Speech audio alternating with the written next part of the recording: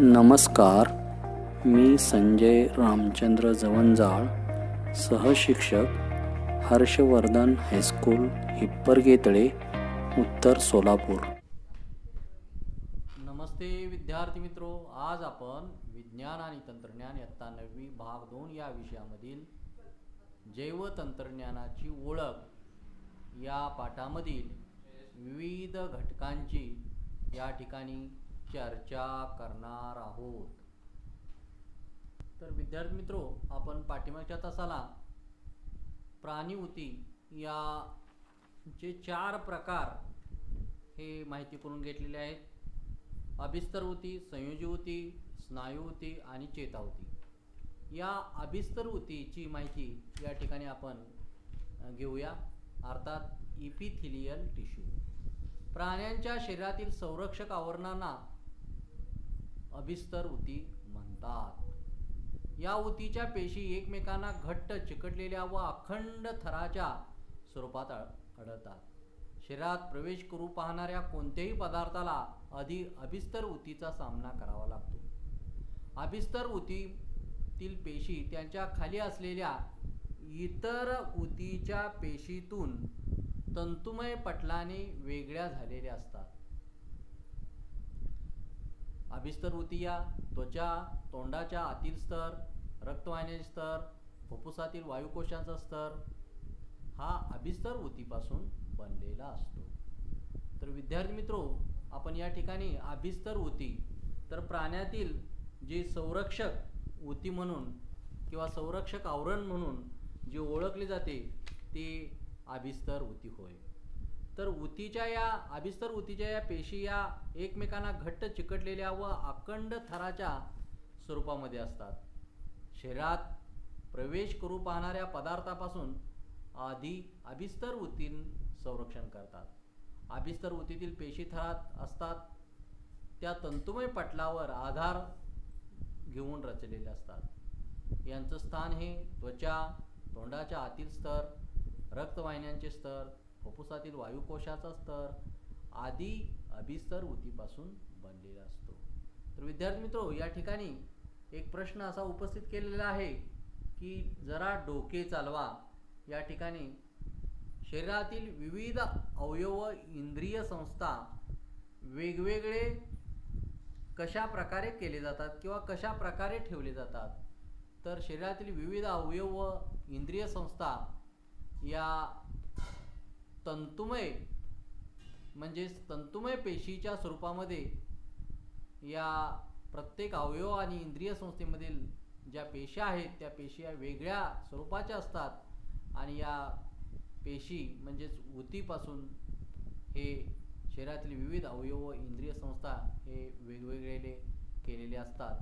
हे कारण प्रत्येक जो अवयव आहे त्यातील अवयवातील ज्या पेशी आहेत त्याचा पेशीचा आकार हा वेगळ्या वेगळ्या प्रकारचा असतो.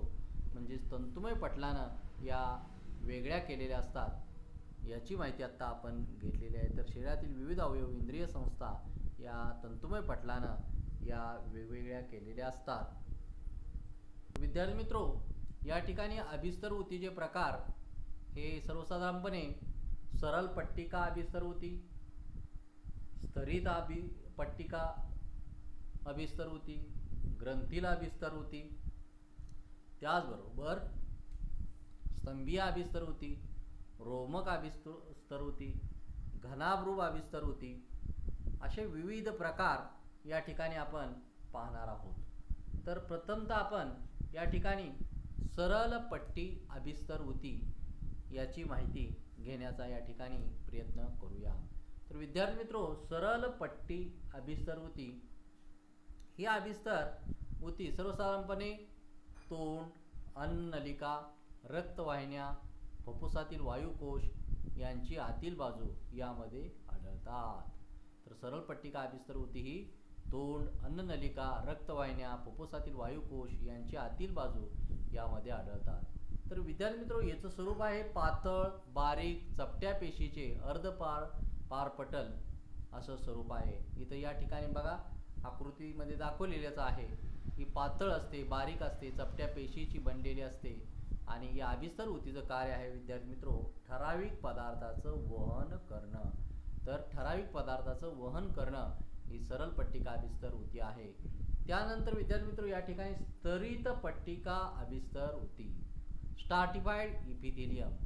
तर स्ट्राटिफाईड इपिथेलियम कुठे आढळते तर त्वचेच्या बाह्यस्तरामध्ये ही स्तरित पट्टिका अभिस्तर ऊती आढळते.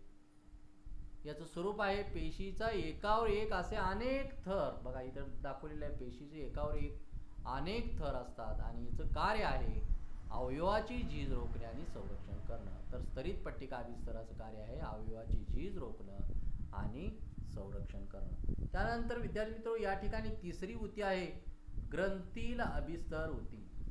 ग्रंथील अभिस्तर ऊती अर्थात ग्लँड्युलर इपिथेलियम. तर हिचं स्थान आहे त्वचेच्या आतील भागामध्ये. त्वचेच्या आतील भागामध्ये स्थान आहे. तर पेशीमध्ये स्त्रावक पदार्थाने भरलेल्या यामध्ये पुटिका असतात. घाम, तेल, श्लेष्मल इतर स्त्राव स्त्रवणे हिचं कार्य आहे. ग्रंथील अभिस्तरचं कार्य काय आहे घाम, तेल आणि श्लेष्मल किंवा इतर स्त्राव स्त्रवणे हे तिचं प्रामुख्यानं कार्य आहे. त्यानंतर विद्यार्थी मित्र स्तंभीय अभिस्तर स्तंभासारखी दिसणारी हिचं कुठं स्थान आहे तर आतड्याच्या अन्नमार्गाच्या आतील बाजूमध्ये आतील स्तर. त्यानंतर हिचं स्वरूप आहे खांबासारख्या उभट पेशी शोषणाचं कार्य चालणाऱ्या ठिकाणी वरच्या भागात या पेशीच्या घड्या असतात. हिचं कार्य आहे पाचक रस स्त्रवणे पोषक द्रव्याचे शोषण करणं. तर पोषण द्रव्याचं शोषण करणं. त्यानंतर पुढचे आहे विद्यार्थी मित्र रोमक अभिस्तर ऊती. रोमक अभिस्तर ऊती. तर रोमक अभिस्तर ऊतीचं कार्य का बघा कुठं आहे तर शोषणाच्या आतील बाजूस ही आढळते. शोषण मार्गाची जी आतील बाजू आहे त्या ठिकाणी आढळते. हिचं स्वरूप आहे पेशींना केसासारखी रोमके असतात. हिचं कार्य काय आहे श्लेष्मल द्रव्य व हवा पुढे ढकलून श्वसन मार्ग मोकळा करणे. श्लेष्मल द्रव्य व हवा पुढे ढकलून श्वसन मार्ग मोकळा करणं. त्यानंतर घनाभ्रूप अभिस्तर ऊती. घनाभ्रूप घनासारखी दिसणारी हिचं स्थान आहे वक्रनलिका लाळ ग्रंथी. स्वरूप आहे घनाकृती पेशी मूत्रातील उपयोग घटक शोषणे लाळ स्त्रवणे हिची प्रामुख्यानं कार्य आहे. त्यानंतर विद्यार्थी मित्रो अशा प्रकारे आपण या निरनिराळ्या ऊतीची स्वरूप कार्य स्थान याची माहिती पाहिलेली आहे. पुन्हा एकदा आपण पाहूया सरळ पट्टिका अभिस्तर ऊती तोंड अन्ननलिका रक्तवाहिन्या फुफ्फुसातील वायुकोश यांच्या आतील बाजू यामध्ये आढळते. हिचं स्वरूप आहे पातळ बारीक चपट्या पेशीचे अर्धभार पटलान बनलेले असते. ठराविक पदार्थाचं वहन करणं. दुसरे आहे स्तरित पट्टिका अभिस्तर त्वचेच्या बाह्यस्तरामध्ये आढळते. पेशीच्या एकावर एक असे अनेक थर असतात. अवयवांची झीज रोखणे संरक्षण करणं हे तिचं कार्य आहे.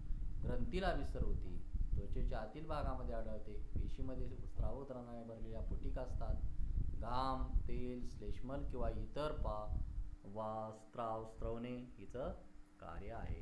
त्यानंतर स्तंभीय अभिस्तर आतड्याच्या अन्नमार्गाच्या आतील भागामध्ये खांबासारख्या उभट पेशी शोषणाचे कार्य चालणाऱ्या ठिकाणी वरच्या भागात या पेशीच्या घड्या असतात. पाचक रस स्त्रवणे पोषण द्रव्याचे शोषण करणं. रोमक अभिस्तर शोषण मार्गाच्या आतील बाजू पेशींना केसासारखी रोमके असतात. श्लेष्मल द्रव्य हवा पुढे ढकलून श्वसन मार्ग मोकळा करणं हे तिचं कार्य आहे. त्यानंतर शेवटची ऊती आहे घनाभ्रूप अभिस्तर ऊती. हिचं स्थान आहे वक्रनलिका लाळ ग्रंथीमध्ये आढळते. ही घनाकृती पेशीनं बनलेली असते. मूत्रातील उपयुक्त घटक शोषणे लाळ स्त्रवणे हिचंही प्रामुख्यानं कार्य आहे. तर अशा प्रकारे अभिस्तर ऊतीचे प्रकार आणि त्यांची माहिती या ठिकाणी आपण घेतली. तर विद्यार्थी मित्रो या ठिकाणी प्रश्न असा उपस्थित केला आहे की अभिस्तर ऊती या सरळ ऊती का आहेत. तर अभिस्तर ऊती या सरळ ऊती का आहेत तर त्या एकाच प्रकारच्या पेशीनं बनलेल्या आहेत म्हणून अभिस्तर ऊती या सरळ ऊती आहेत. तर एकाच प्रकारच्या बनलेल्या ऊती आहेत म्हणून अभिस्तर ऊती या सरळ ऊती आहेत. त्यानंतर पुढचा प्रश्न असा उपस्थित केला आहे की रक्ताच्या कायमस्वरूपी काचपट्टीचे संयुक्त सूक्ष्मदर्शकाच्या मदतीने निरीक्षण करा तुम्हाला काय दिसते. तर रक्ताच्या काचपट्टीचं निरीक्षण केलं असता संयुक्त सूक्ष्मदर्शकाखाली विविध प्रकारच्या, विविध रंगाच्या व विविध आकाराच्या पेशी येथे आपल्याला दिसतात. म्हणजेच रक्त हा एक विशिष्ट प्रकारच्या ऊतीचाच प्रकार आहे. तर रक्ताच्या कायमस्वरूपी काचपट्टीचं सूक्ष्मदर्शकाने निरीक्षण केलं असता विविध प्रकारच्या, विविध रंगाच्या, विविध आकाराच्या पेशी त्यामध्ये दिसतात. म्हणजेच रक्त हा एक ऊतीचाच प्रकार आहे. तर विद्यार्थी मित्र, आत्ताच आपण अभिस्तर ऊतीची माहिती पाहिली. यानंतर आपण या ठिकाणी संयोजी ऊती या घटकाची चर्चा करणार आहोत, अर्थात कनेक्टिव्ह टिश्यू. संयोजी ऊती अर्थात कनेक्टिव्ह टिश्यू. शरीराचे वेगवेगळे भाग एकमेकांना जोडणाऱ्या ऊती म्हणजेच संयोजी ऊती होय. तर शरीराचं वेगवेगळे भाग एकमेकांना जोडणाऱ्या ज्या ऊती आहेत त्याला संयोजी ऊती असं म्हटलं जातं. या ऊतीमधील पेशीची रचना ही सैलसर असून त्यातील मोकळ्या जागेत आधारक असते. हे आधारक घनरूप, जेली सदृश्य किंवा पाण्यासारखे द्रवरूप असते. तर विद्यार्थी मित्रो, संयोजी ऊती शरीराचे वेगवेगळे भाग एकमेकांना जोडणाऱ्या ऊती म्हणजेच संयोजी ऊती होय. संयोजी ऊतीतील पेशीची रचना ही सैलसर असून त्यातील मोकळ्या जागेत घनरूप, जेली सदृश्य किंवा पाण्यासारखे द्रवरूप आधारक असते. रक्त हे संयोजी ऊतीचाच एक प्रकार आहे. शरीराच्या एका भागाकडून दुसऱ्या भागाकडे प्रवाहित होताना रक्त अनेक पदार्थाचे वहन करते. तर इथं संयोजी ऊतीचे प्रकार या ठिकाणी आपण आता पाहणार आहोत विद्यार्थी मित्रो. संयोजी ऊतीचे प्रकार. तर संयोजी ऊतीचे प्रकार सर्वसाधारणपणे रक्त, लसिका, विरल ऊती, चरबीयुक्त ऊती, कास्ती ऊती आणि शेवटची ऊती ही सर्वसाधारणपणे स्नायुरज्जू अथवा अस्थिबंध ही या ठिकाणी आहे. तर प्रत्येकाची या ठिकाणी आपण संयोजी ऊतीच्या प्रत्येक प्रकाराची माहिती, त्याचं स्वरूप, कार्य आणि कुठे आढळतात या संदर्भात या ठिकाणी आता आपण चर्चा करणार आहोत. तर संयोजी ऊतीचा पहिला प्रकार हा रक्त आहे. तर रक्त जर आपण रक्त काचपट्टिका पाहिली तर संयुक्त सूक्ष्मदर्शकाखाली अशा प्रकारे या पेशीची रचना, पेशीचा आकार, रंग हा आपल्याला आढळतो. तर बंदिस्त रक्ताभिसरण संस्थेमध्ये रक्त आढळतं हे आपल्याला माहीत आहे. आपल्या शरीरामध्ये प्रत्येकाच्या रक्त आहे ते बंदिस्त रक्ताभिसरण संस्थेत आहे. त्यानंतर स्वरूप आहे रक्तद्रव्यात लोहित रक्तकणिका, श्वेत रक्तकणिका आणि रक्तबिंबिका तसेच द्रवरूप आधारक असतो. तर आपल्या रक्तामध्ये काय काय असतं बघा, रक्तकणिका, श्वेत रक्तकणिका, रक्तबिंबिका तसेच द्रवरूप आधारक असतो. याचं कार्य काय आहे रक्ताचं विद्यार्थी मित्र आपल्याला माहीत आहे. ऑक्सिजन, पोषक द्रव्ये, संप्रेरके, उत्सर्जित पदार्थाचं वहन करणं. तर ऑक्सिजन, पोषक द्रव्य, संप्रेरक, उत्सर्जित पदार्थाचे वहन करणं. त्यानंतर विद्यार्थी मित्र दुसरी आहे या ठिकाणी लसिका. तर लसिका ही शरीरातील पेशीच्या सभोवती आढळते. शरीराच्या पेशीच्या सभोवती आढळते. रक्तकेशिकातून पाझरणारा द्रव यात श्वेत रक्तकणिका व द्रवरूप आधारक असतो. तर शरीरातील पेशीच्या सभोवती हिचं स्थान आहे. रक्तकेशिकेतून वाहणारा द्रव यात श्वेत रक्तकणिका व द्रवरूप आधारक असतो. तर हिचं कार्य काय आहे लसिकेचं, तर रोगाच्या संक्रमणापासून शरीराचं संरक्षण करणं हे लसिकाचं प्रामुख्यानं कार्य आहे. रोगाच्या संक्रमणापासून शरीराचं संरक्षण करणं हे त्याचं प्रामुख्यानं कार्य आहे. यानंतर विद्यार्थी मित्र आपण विरल ऊती याची माहिती घेऊया आपण. तर हिचं स्थान आहे त्वचा, स्नायूच्या दरम्यान व रक्तवाहिन्याच्या आजूबाजूला या विरल ऊती आढळतात. विविध प्रकारच्या सैलसर पेशी, जेलीसारखे आधारक तसेच लवचिक तंतू यामध्ये विरल ऊतीमध्ये आढळतात. तर विरल ऊतीचं कार्य आहे आंतर इंद्रियांना आधार देणं. तर आंतर इंद्रियांना आधार देणं हे विरल ऊतीचं कार्य आहे. पुढची ऊती आहे चरबीयुक्त ऊती. ही त्वचेखाली आढळते, अंतर्गत अवयवांच्या आजूबाजूला आढळते. हिचं स्वरूप कसं आहे, मेदपिंडानं भरलेल्या पेशी जेलीसारखा आधारक असतो. तर मेदपिंडानं भरलेल्या पेशी असतात, जेलीसारखा आधारक. हिचं कार्य काय आहे, तर उष्णतारोधन, ऊर्जा पुरवणे, स्निग्ध पदार्थ साठवून ठेवणे या चरबीयुक्त ऊतीचं कार्य आहे. उष्णतारोधन, ऊर्जा पुरवणं, स्निग्ध पदार्थ साठवून त्यानंतर पुढची युती आहे विद्यार्थी मित्रो, कास्ती अर्थात खुर्च्या. कास्ती अर्थात खुर्च्या. तर हिचं स्थान कुठं आहे, कुठं आढळते? नाकामध्ये आढळते, कानामध्ये आढळते, स्वरयंत्रामध्ये, श्वासनलिकेमध्ये ही कास्ती अर्थात खुर्च्या ऊती ही आढळते. हिचं स्वरूप कसं आहे? तंतुमय व लवचिक जेलीसारखं असतं. त्यानंतर हिचं कार्य काय आहे?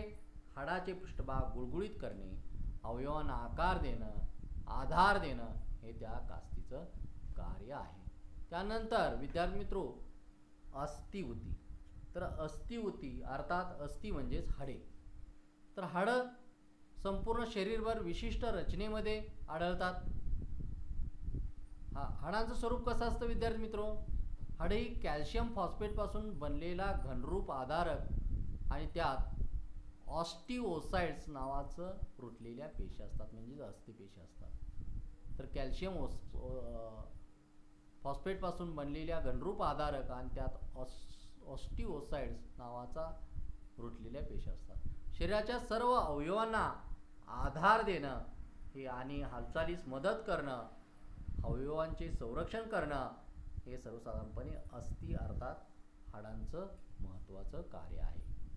तर अस्थि संपूर्ण शरीरभर विशिष्ट रचनेमध्ये आढळतात. कॅल्शियम फॉस्फेटपासून बनलेला घनरूप आधारक असतो. ऑस्टिओसाइड्स नावाच्या रुतलेल्या पेशी असतात. शरीराच्या सर्व अवयवांना आधार देणं, हालचालीस मदत करणं, अवयवांचे संरक्षण करणं हे प्रामुख्यानं या अस्थिचं कार्य आहे. त्यानंतर शेवटची ऊती विद्यार्थी मित्रो, या ठिकाणी स्नायुरज्जू. स्नायुरज्जू दिलेला आहे अर्थात अस्थिबंध. तर अस्थिबंध कुठं आढळतो? स्नायुरज्जू कुठं आढळतो? तर इथं दिलेलं आहे बघा, सांध्याच्या ठिकाणी. जिथं जिथं शरीरामध्ये सांधे आहेत त्या ठिकाणी स्नायुरज्जू हा तो अस्थिबंध आढळतो. स्नायुरज्जू हा स्वरूप कसा आहे? तंतुमय आहे, मजबूत आहे, कमी व लवचिक असा स्नायुरज्जूचं स्वरूप आहे. अस्थिबंध हा अतिशय लवचिक व मजबूत भाग आहे. याचं कार्य काय आहे स्नायुरज्जूचं विद्यार्थी मित्रो? तर स्नायूंना हाडाशी जोडणे, स्नायूंना हाडाशी जोडणं हे त्याचं कार्य आहे. त्यानंतर अस्थिबंध दोन हाडे जोडणे, दोन हाडे जोडणं अशा प्रकारे स्नायुरज्जूचं कार्य आहे. तर या ठिकाणी विद्यार्थी मित्रो आपण रक्त अर्थात संयोजी ऊतीची माहिती, ऊतीचे प्रकार आहे यांची माहिती, रक्ताचं कार्य पाहिलं, ऑक्सिजन, पोषकद्रव्ये, संप्रेरक, उत्सर्जित पदार्थाचं वहन करणं, लसिका, निराळ्या रोगाच्या संक्रमणापासून शरीराचं संरक्षण करणं, विरल ऊती, अंतरी इंद्रियांना आधार देणं, त्याचबरोबर चरबीयुक्त ऊती, उष्णता रोधन, ऊर्जा पुरवणे, स्निग्ध पदार्थ साठवून ठेवणं, कास्ती अर्थात खुर्च्या हिचं कार्य आहे. आपण पाहिलेलं आहे. हाडाचे पृष्ठभाग गुळगुळीत करणं, अवयवांना आधार देणं, अस्थि, हाडे संपूर्ण शरीरभर असतात, शरीराच्या सर्व अवयवांना आधार देणं हे अशा प्रकारे आपण संयोजी ऊतीची या ठिकाणी माहिती घेतलेली आहे. तर आजच्या तासाला आपण दोन ऊतीची, अभिस्तर ऊती आणि संयोजी ऊती यांचे विविध प्रकार आणि या प्रकारामधील असलेल्या ऊतींची निरनिराळी कार्य आहेत या संदर्भात आपण माहिती घेतलेली आहे. तर विद्यार्थी मित्रो, उद्याच्या तासाला येताना या अभिस्तर ऊतीचे विविध प्रकार, त्याचबरोबर संयोजी ऊतीचे विविध प्रकार यांचं स्थान, स्वरूप, कार्य आणि आकृत्या या दिलेल्या चार्टप्रमाणे काढून आणाव्यात आणि झालेला भाग हा अभ्यास करून यावा. धन्यवाद.